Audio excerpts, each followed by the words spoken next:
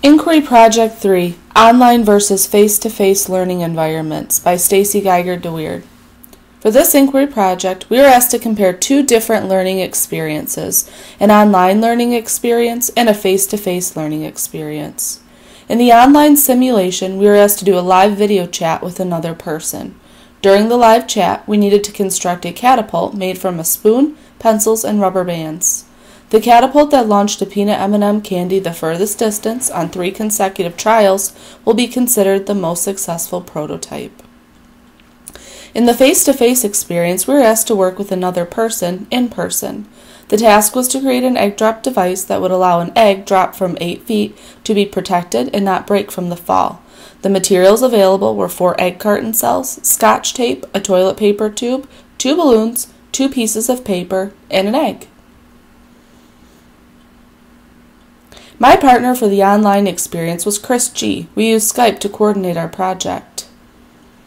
We worked together at Michigan State before, so it was easy to do.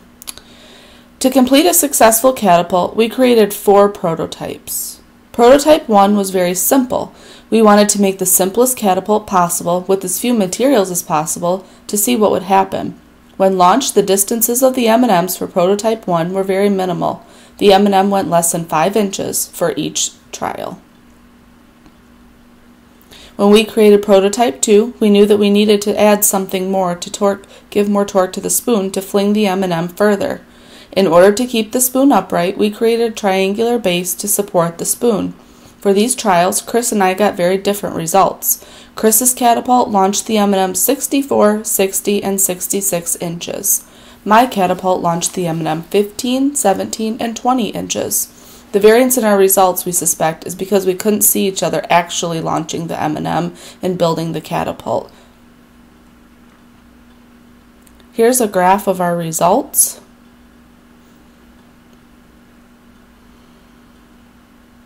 To create prototype 3, we felt that our spoon needed more support and tension at the base to create enough force to expel the M&M from a spoon the greater distance.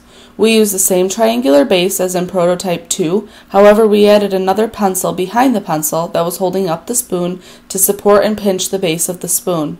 I created and tested prototype 3, and when launched the M&M went 192, 153, and 189 inches.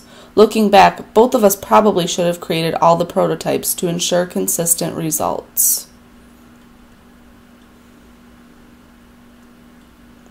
And another graph of prototype 3.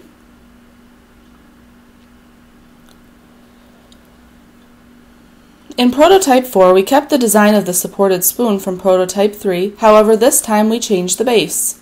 The base shape was changed from a triangle to a square to see if the shape of the base would alter the results. The M&M was launched 144, 139, and 148 inches. Chris completed these tasks.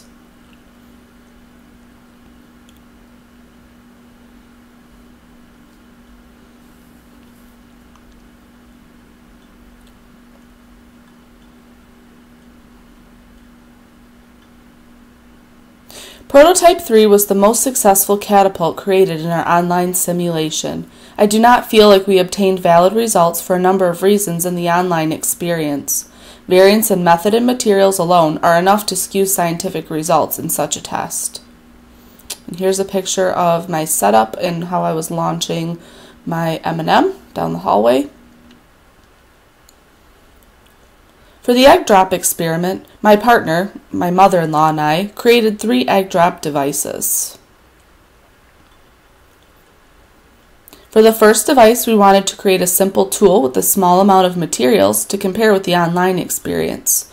The device we came up with involved putting an egg inside of a balloon. Knowing the mass of the egg would cause it to fall to the bottom of the balloon when dropped, we put an egg carton cell at the base of the balloon, hoping it would cradle the egg and cushion the fall. The egg shattered when dropped from 8 feet.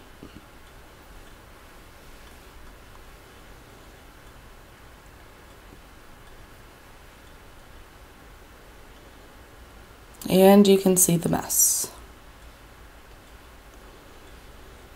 For device 2, we needed to cushion the landing of the egg. The tempo of our idea development was slow at first. The ideas we developed continually seemed to be inevitable failures. Once we figured out that the egg would fit inside the toilet paper tube, the tempo sped up and the flow of our ideas came much more easily. Device 2 used 2 balloons, a toilet paper tube, Scotch tape, and 2 egg carton cells, and 2 pieces of paper for a parachute. No mess.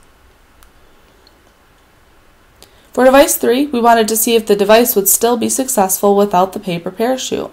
This idea developed quickly because we wanted to make sure we knew what part of the device caused the results. After removing the paper parachute, the device still successfully contained the egg.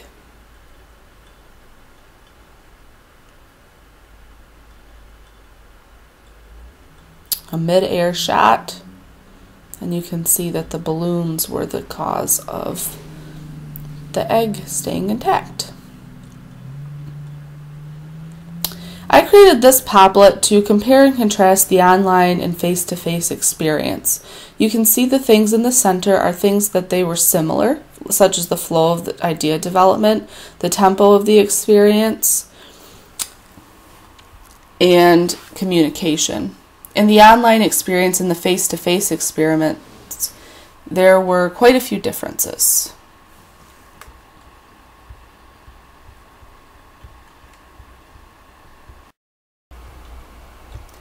When I chose to complete my master's degree mostly online, the decision was driven by 2 factors, time and money.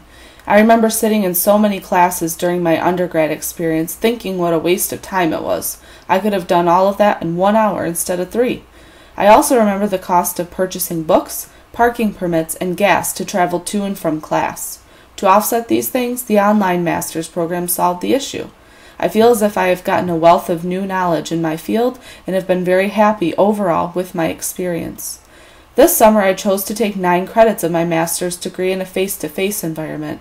I feel that I learned more, made more connections, and overall got more out of that experience as a result of the communication, collaboration, and the PLN that was created during that time. These 2 very different college experiences very much relate to my online simulation and my face-to-face learning experience with Inquiry Project 3. Online learning can be very useful and beneficial in many ways. It can be easier to coordinate, take less time, and can take less money. Face-to-face learning is also very beneficial to tie in the affective part of learning. The connections and network developed with peers, the communication and collaboration with the professor, and the hands-on learning that is possible all positively affect one's learning experience. Overall, one experience is not greater than the other. They are very different in many ways, even though the same information can be communicated in either fashion. Each learner must decide for themselves and weigh the benefits and disadvantages to each experience to figure out the best opportunity for them.